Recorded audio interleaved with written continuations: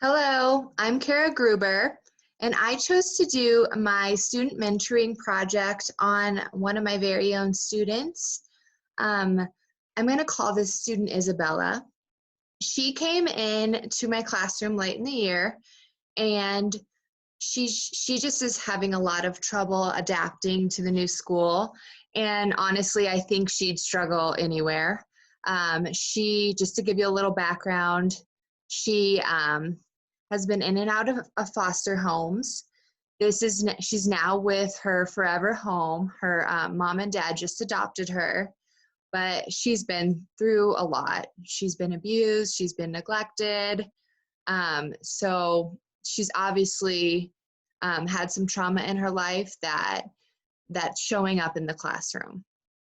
So one of the main struggles that happens with Isabella during the day is anytime I ask the class to do any type of assignment, she kind of shuts down and acts out in a multitude of ways. She sometimes will growl or throw things or scream. She gets under her desk and she sometimes throws chairs. So she's really struggling, and everyone in class was really struggling. It was definitely a change for me and for everyone in class, because we did start the year without her. And now that she's here, we're kind of having to adapt and change how we do things.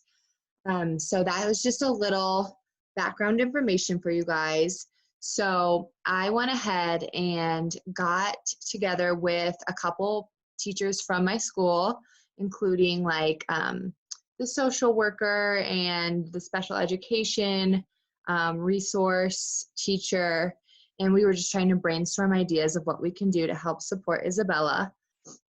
And actually, this class really helped me too, just understand how important it is to get a parent's opinion and support with these kinds of issues.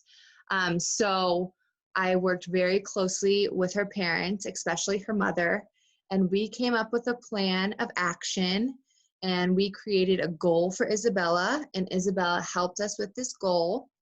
And I'll show you what it looks like.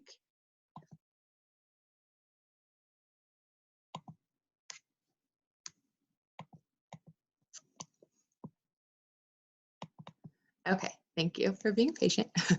Okay, so her goal was that she would follow directions and complete the assignment with her class. Um, so all I really wanted her to do was just kind of listen to what she was supposed to do and just be a part of the class and engage in the learning. And so we came up with some trigger points of what starts happening when she starts to feel like she's about to act out.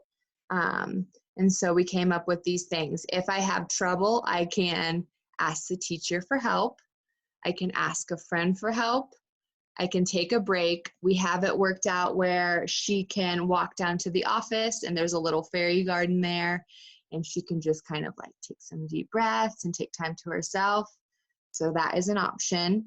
Um, and then she could also look at the 1, 2, 3 steps folder. This is an executive functioning resource. She actually has it at home right now, but it looks like this. It basically just like helps break down the steps to an assignment. So it really allows her to think about, okay, what materials do I need? What's the first step? How do I get started? What do I need to do next? What is it supposed to look like when it's all done? So these are things that we've been working towards. It hasn't been successful yet, but we had just started it before we left for remote learning. I think it's a nice tool for kids that do get overwhelmed with things easily, just to kind of break it down for them. I did send this home with Isabella, and her mom is using it to help her with school assignments and things at home now. We've kind of shifted gears, and she's using this for things like getting dressed in the morning, or I think she said eating breakfast was a struggle. I'm not sure, but they're using this at home. So that has been kind of exciting to hear. Okay, so after we have a little check-in thing that kind of looks like this. It was on sheets of paper that I could send home to mom and dad for communication that way. And we would just kind of talk about how each thing went. How did morning work go? Were you able to sit down at your table and complete the assignment? Or did we have trouble there? And that has been kind of a good way to kind of talk through the things that's going on throughout the day. Like if something went well, that's a time where I can really give a lot of compliments and praise. And if it didn't go well, we can kind of have a discussion of what happened, what could we have done. I like this as a communication tool for the parents and as a talking point for me and Isabella, but it's also hard too if she's not having a good day. She obviously doesn't want to have these conversations. So I don't know. I'm not sure my feelings on this tool yet. But those are the things that I've been working on with Isabella. I've been trying to have video chats with her now that we're doing remote learning, but I'm definitely in communication with her parents, and they are still using the resources and the goals we put in place while she was at school. I learned a lot through this experience. My first thought was that all these things just like take so much extra time and work, and they do. But I think with a kiddo like Isabella, it's just going to be extra time and work no matter what. And at least I feel good now knowing that there are things in place to help her succeed. And they may work, they may not. We may need to reassess in a couple weeks and find something else, but at least we're trying to be proactive and help her so that she will one day be able to be successful in a classroom. The process was very collaborative. I worked with Isabella, with her parents, and with the staff at my school to come up with these goals and with this plan.